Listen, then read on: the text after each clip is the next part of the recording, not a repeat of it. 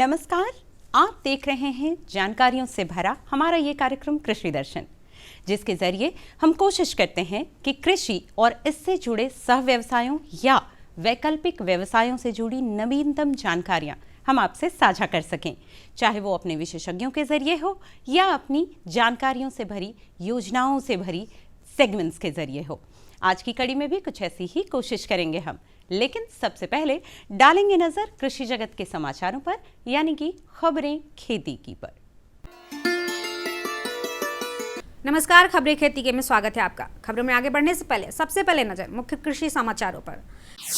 मृदा के स्वास्थ्य का रखे ख्याल, मिट्टी की जांच द्वारा पशुओं को बदलते मौसम के प्रकोप से बचाए पशुपालक और किसानों के लिए बेहद उपयोगी कंबाइन हार्वेस्टर मशीन। अब खबरें विस्तार से।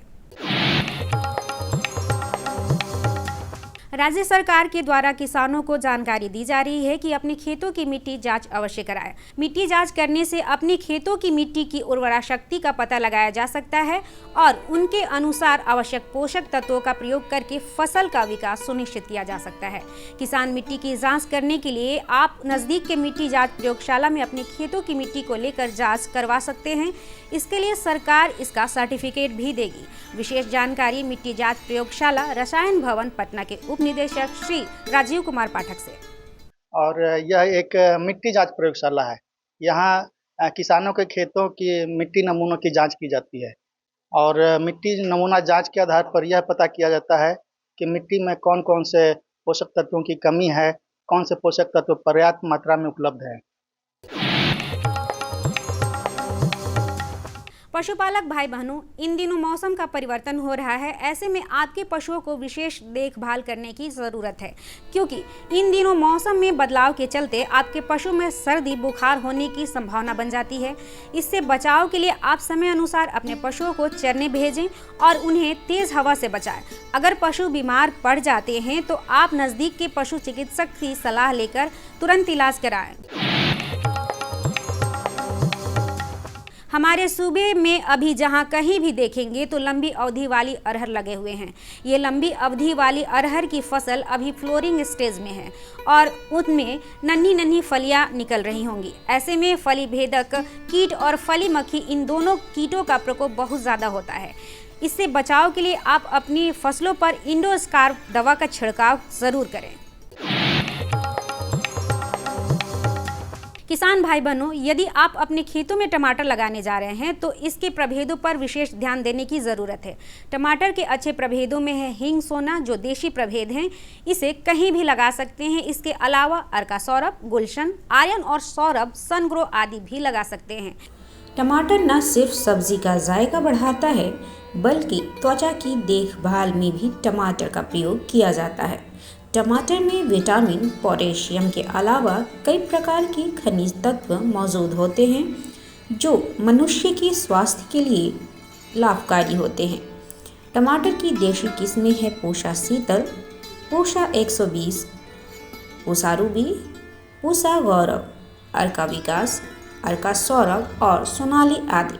जबकि हाइब्रिड किस्में हैं पूषा हाइब्रिड 1, पूषा हाइब्रिड 2, पूषा हाइब्रिड 4, रश्मि और अविनाश 2, रश्मि आदि।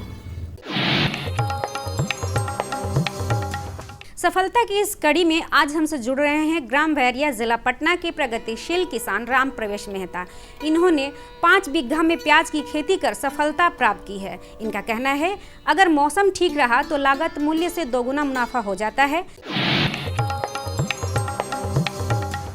कृषक बंधुओं, कंबाइन हार्वेस्टर मशीन का उपयोग करने से मजदूरों की समस्या दूर होती है, साथ ही कम समय में ज़्यादा काम किया जा सकता है। इस मशीन के उपयोग से एक बार में ही फसल की कटाई, कुटाई, दौनी और फसल के दानों की सफाई एक साथ हो जाती है।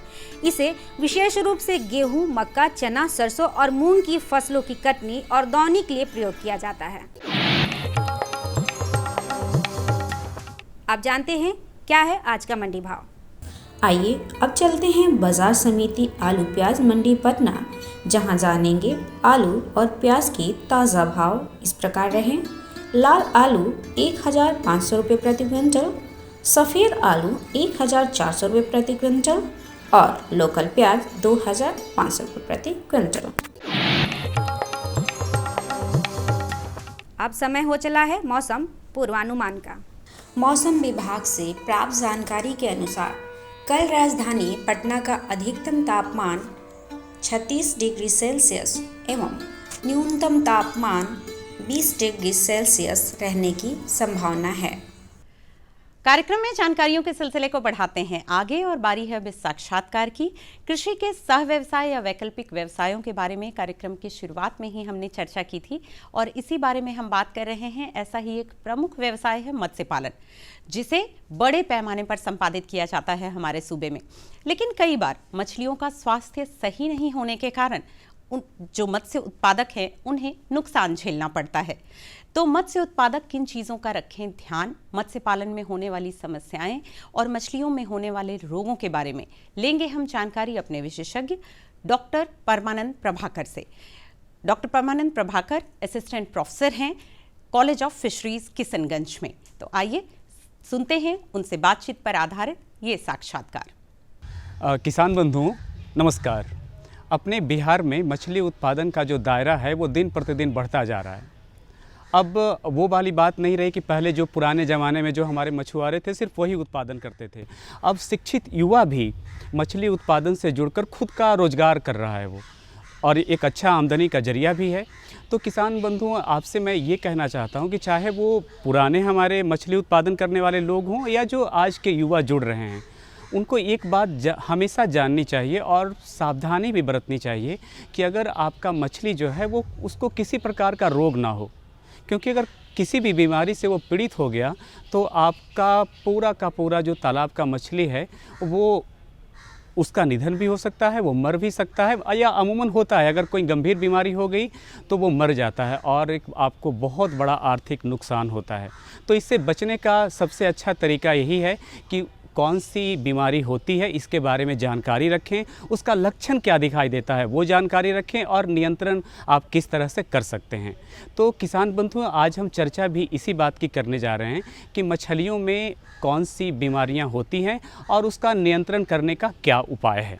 इसी विषय पर बात करने के लिए आज हमारे साथ हैं डॉक्टर परमानंद प्रभाकर, जो कॉलेज ऑफ फिशरीज किशनगंज में असिस्टेंट प्रोफेसर के तौर पर कार्यरत हैं। सर, आज के कृषि दर्शन कार्यक्रम में आपका बहुत बहुत स्वागत है। इस सवाल के साथ आपसे कार्यक्रम की शुरुआत करता हूं कि चूँकि सर अभी गर्मी धीरे धीरे बढ़ रहा है, तो मैं आपसे ये जानना चाहूँगा कि इस दौरान चाहे अभी गर्मी का थोड़ा कम तापमान है या जब जून जुलाई का महीना आता है, कौन कौन सी ऐसी बीमारियां हैं जो मुख्यतः मछलियों में हो जाता है? नमस्कार आपको और किसान भाइयों को भी नमस्कार। आपने बहुत अच्छा सवाल किया है। जैसे कि अभी गर्मी का समय आने वाला है और इसमें क्या है बीमारी बहुत सारी आती है, तो इसको कैसे हम प्रबंध करेंगे, इसके लिए क्या है जैसे कि हमको पानी का लेवल अच्छा से मेंटेन करना है अप टू 7 फीट से कम नहीं होना चाहिए, ताकि क्या है तालाब का तापमान मेंटेन रहे। इसके अलावा है जैसे उसका खाने का जो है क्या है खाना समय समय पर मिलता रहना चाहिए और ज़रूरत के हिसाब से खाना दे, नहीं तो क्या होगा प्रदूषण कर देगा तालाब को और तालाब में बीमारी पैदा होगा। ये सब सारे बहुत सारे तकनीक है जिसको देखते हुए मछली का प्रोडक्शन बढ़ा सकते हैं। डॉक्टर प्रभाकर जी, जो भी किसान साथी हमारे आपको देख रहे होंगे उनके जहन में ये बात ज़रूर आती है कि सर अमूमन जैसे जैसे तापमान बढ़ता है तो मछलियों में कौन सी बीमारी होने की संभावना रहती है या मुख्यतः हो ही जाती है और उसका क्या लक्षण दिखता है? गर्मी के दिनों में ख़ास तौर पर देखा जाता है कि पैरासाइट जो कि परजीवी है जो मछली के शरीर से अटैच हो जाता है और क्या होता है उसको घाव कर देता है। और घाव होने से क्या होता है बॉडी में बहुत सारा का लाल धब्बा, सफ़ेद धब्बा या रू जैसा उसमें अटैचमेंट दिखता है, जिससे क्या होता है मछली को खाने पीने में या क्या है उसको रहने सहने में दिक्कत होता है। तो उससे क्या होता है उसका लक्षण क्या होता है, इससे मछली कभी क्या होता है स्लगिश हो जाता है, मतलब सुस्त पड़ जाती है। और क्या होता है कभी कभी जैसे ना रगर मन लगता है, बांध से या तालाब में कुछ लकड़ी है या उससे तो क्या रगर मन लगता है, यानी तो क्या होता है सतह पे आ जाता है। तो उससे क्या पता चलता है कि मछली में कुछ न कुछ हुआ है।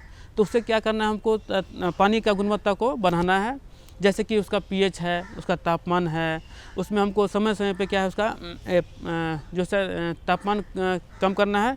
तापमान होना चाहिए 30 के आसपास। जैसे 30 से बढ़ेगा तो क्या होगा बहुत सा परजीवी अटैक करेगा। तो किसान भाइयों, अभी तक जो भी हमारे विशेषज्ञ ने आपको बताया कि लक्षण अगर आपका वो थोड़ा सुस्त दिखाई दे या लाल या सफ़ेद का धब्बा दिखाई दे तो एक तरह से बीमारी है। तो इन बीमारियों का अब समाधान क्या है, इसके बारे में हम जानते हैं। तो डॉक्टर साहब, जो भी आपने अभी बताया, तो इस जो अगर वो लाल धब्बा या वो सुस्त पड़ जाता है तो इसके लिए उन्हें आप क्या सलाह देते हैं? वो पानी में क्या मिलाएँ या किस तरह का दवा का आप उनको सुझाव देंगे, उनको देना चाहिए? जी, इसके लिए हमको जैसे लाल धब्बा दिखाई देता है तो हमको करना क्या है, 1 से 2 लीटर हमको सिफैक्स लेना है 100 लीटर पानी में, उसको मिला के हमको पूरे तालाब में छिड़काना है। इसके बाद है पोटेशियम परमैंगनेट है, उसका हमको 1 से 2% पोटेशियम परमैंगनेट में 100 ml मिला के 100 लीटर मिला के हमको उसको रखना है। उसको 2 से 3 मिनट के लिए हमको मछली को उसमें डुबा के रखना है, डुबाना है 2-3 मिनट के लिए। इसके बाद हमको निकाल लेना है। यही इसका 2 तरीका है। और इसके बाद है ये कॉपर सल्फेट, उसमें भी हमको 1 से 2 ml हमको 100 लीटर पानी में मिला के हमको 2 मिनट के लिए रखना है, डिप करना है उसको। इसके बाद फिर निकाल के तालाब में रखना है। ये हमको बार बार करना है जब तक ठीक ना हो जाए। एक बात आपने ये भी बताई हमारे किसान साथियों कि कई बार ऐसा होता है कि मछली सुस्त पड़ जाता है तो वो पानी के सतह पे आ जाता है। तो जब ऐसी परिस्थिति आती है कि वो पानी के सतह पे दिखने लगे, इसका मतलब हमारे किसान साथी ये समझ लें कि वो मछली किसी न किसी सुस्त पड़ गया है और उसके लिए वो क्या करेंगे। और एक सवाल आपसे ये भी जानना चाहूँगा कि चूँकि ये जो गर्मी जैसे जैसे बढ़ता है तो पानी का तापमान बढ़ता है, तो हमारे जो किसान साथी हैं उनको जो पानी का बदलने का जो इंटरवल है वो कितना रखना चाहिए, मतलब कितने समय बाद पानी को बदल देना चाहिए? जी, जैसे मछली सतह पे आ जाती है तो हमको इंडिकेट करता है कि उसको ऑक्सीजन की ज़रूरत है, ऑक्सीजन का लेवल पानी में कम हो गया है। तो उसके लिए क्या करना है हमको, जैसे छोटा तालाब है तो उसमें क्या करना है हमको, डंडा से पानी को पीटना है, या नहीं तो हमको जैसे कभी बड़ा तालाब है तो हमको क्या करना है, पंप सेट से पानी को उसी में पानी को रोटेट करना है और हार्ड सरफेस पे उसको हमको पानी गिराना है। जैसे क्या होगा, वातावरण का जो ऑक्सीजन है ना उसमें घुलित हो जाएगा और मछली को प्राप्त होगा। इसके अलावा है ऑक्सीजन का टैबलेट आता है, जिस ऑक्सीजन का टैबलेट भी हम यूज़ करके पानी में ऑक्सीजन को मात्रा को बढ़ा सकते हैं, जिससे क्या होगा, मछली ईजी फील करेगी। सर, ये सच्चाई है कि तालाब और मछली दोनों में कुछ न कुछ विसंगतियां आ सकती है, मछली बीमार भी पड़ सकता है और पानी भी गंदा हो सकता है, इसको साफ़ किया जा सकता है। लेकिन एक मूल सवाल ये होता है कि ऐसा हमारे जो किसान हैं वो ऐसा क्या करें, किस तरह का प्रबंध रखें जिससे कि जो मछली को है वो बीमारी होने का अवसर ही ना मिले, वो स्वस्थ रहे। ऐसा क्या वो प्रबंधन करें वो? जी, इसके लिए क्या हमको ध्यान में रखना है कि हर 15 दिन के अंतराल पे हमको पानी का सैंपल लेना है। सैंपलिंग लेने के बाद उसका पीएच मेंटेन करना है, पीएच चेक करना है और पीएच कितना है उसके हिसाब से हमको उसमें चूना डालना है तालाब में, जिससे क्या है पीएच मेंटेन रहे। इसके अलावा क्या है, हमको फीड का भी हमको नियमित अंतराल पे ही देना चाहिए।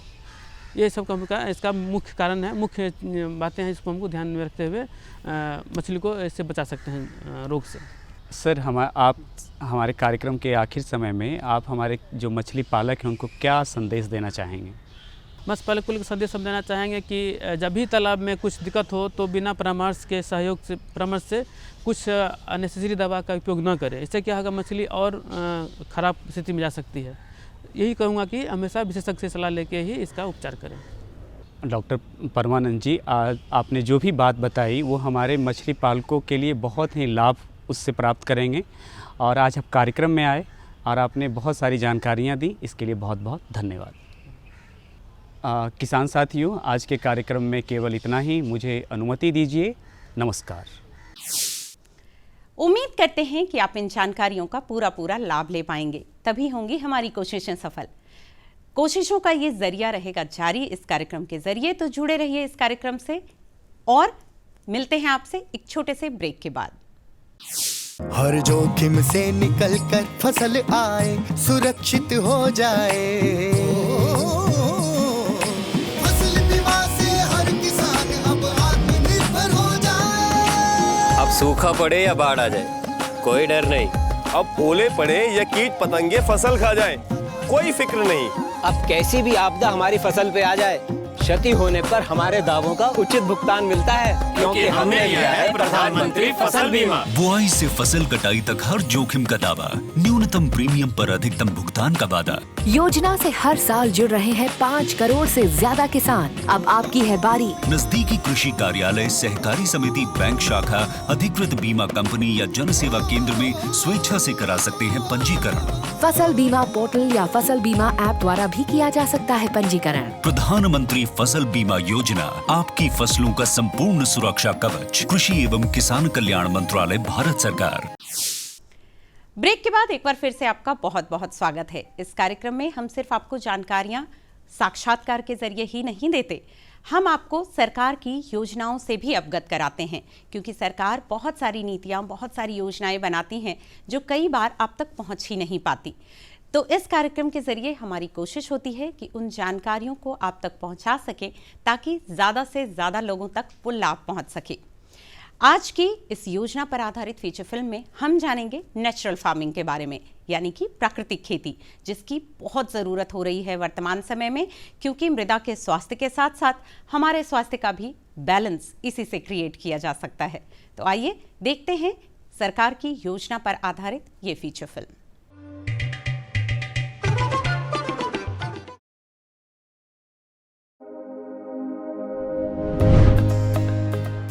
हमारे यशस्वी प्रधानमंत्री श्री नरेंद्र मोदी जी के दूरदर्शी नेतृत्व में प्राकृतिक खेती को जन आंदोलन बनाना है। मिट्टी की उर्वरक शक्ति और फसल उत्पादन बढ़ाने, शुद्ध खान पान एवं किसानों की आय बढ़ाने के लिए प्रधानमंत्री श्री नरेंद्र मोदी जी ने प्राकृतिक खेती करने का आह्वान किया है।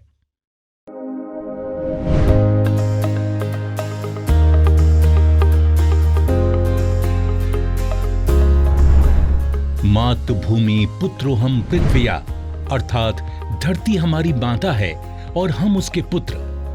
माता और पुत्र के इस रिश्ते को सदियों से सींचती आई है हमारी प्राकृतिक कृषि या देसी गौ आधारित कृषि। प्राकृतिक कृषि का अर्थ है बिना रसायन और बाहरी आदानों के प्राकृतिक संसाधनों का खेती के साथ समन्वय। प्रयोगों से पता चला है कि 10 किलोग्राम गोबर के साथ गौमूत्र, गुड़ एवं 2 दाले का आटा या बेसन आदि मिलाकर उसका प्रयोग किया जाए तो चमत्कारिक परिणाम मिलता है, जिसका नाम रखा गया है जीवामृत।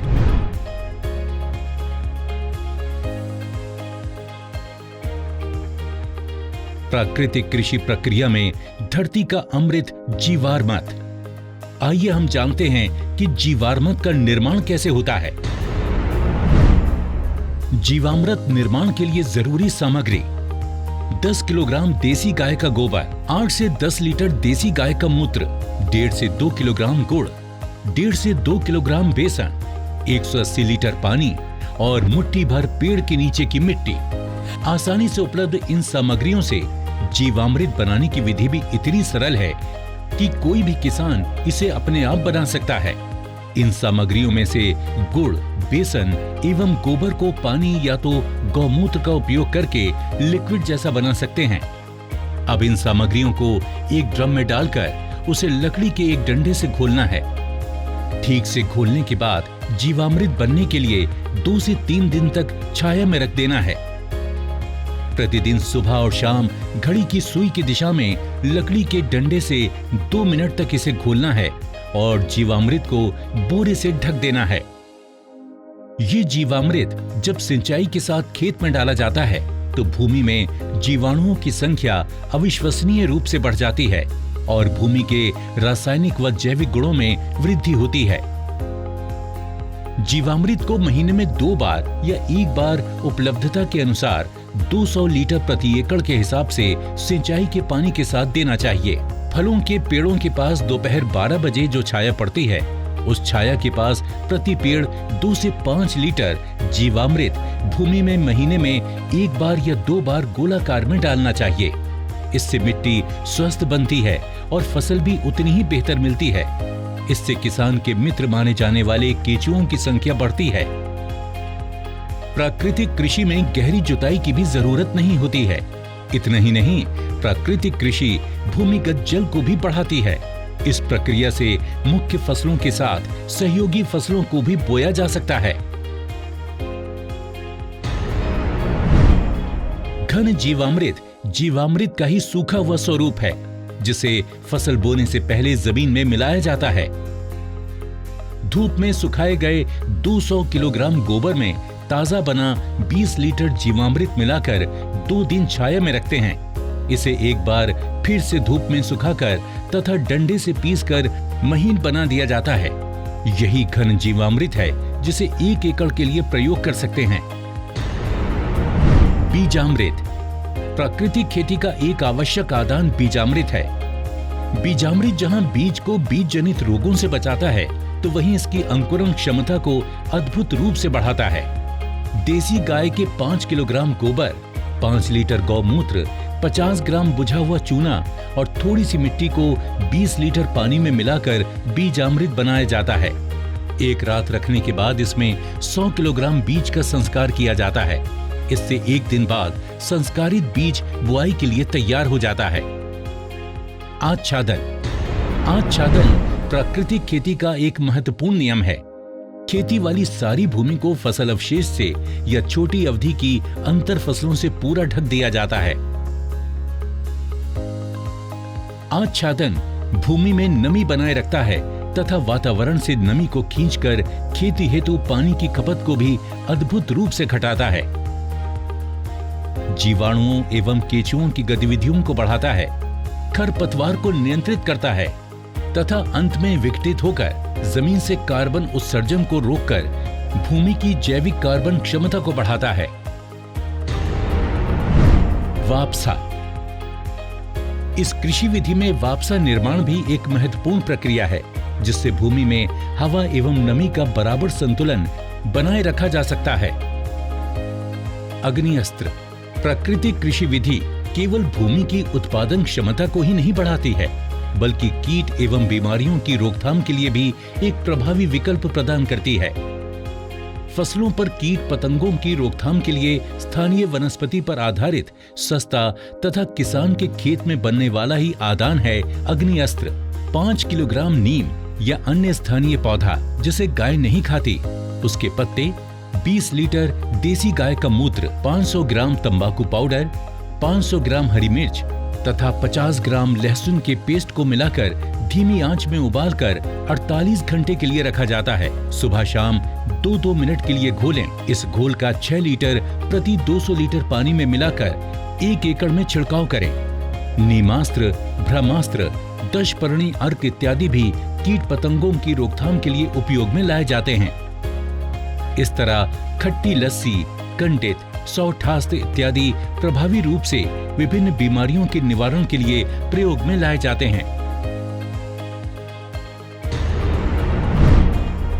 तो देखा आपने कितना आसान है प्राकृतिक खेती करना हम किसानों के लिए।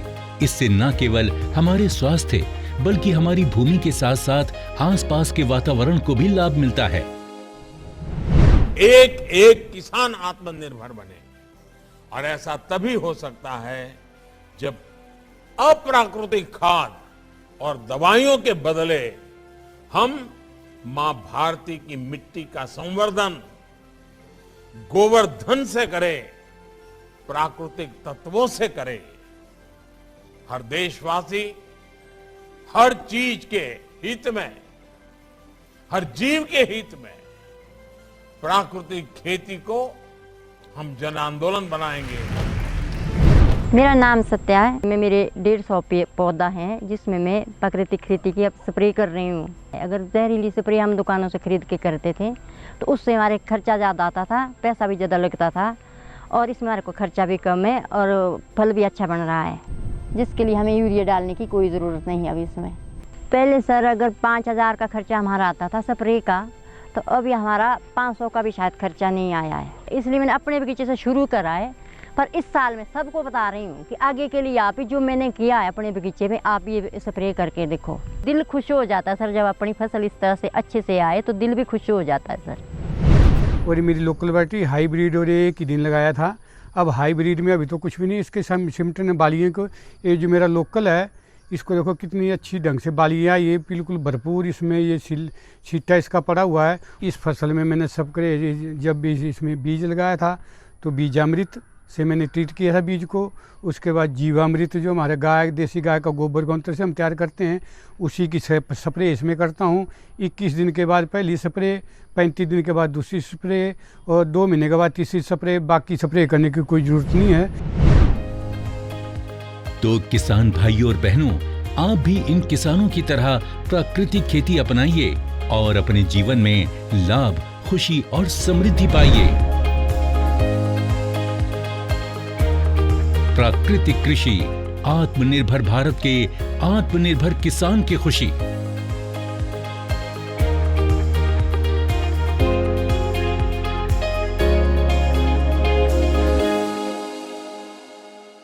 आशा करेंगे कि आप इन जानकारियों का पूरा लाभ ले पाएं। हमारी ये कोशिश रहेगी यूं ही जारी इसी कार्यक्रम के जरिए। तो जुड़े रहिए कार्यक्रम से इसी समय इसी चैनल पर। होगी आपसे फिर मुलाकात। तब तक के लिए रखिए अपना और अपनों का ख्याल और दीजिए इजाजत। नमस्कार। हमारा पता है कृषि दर्शन, कमरा नंबर 203, द्वारा केंद्र निदेशक, दूरदर्शन केंद्र पटना, फ्रेजर रोड, पटना।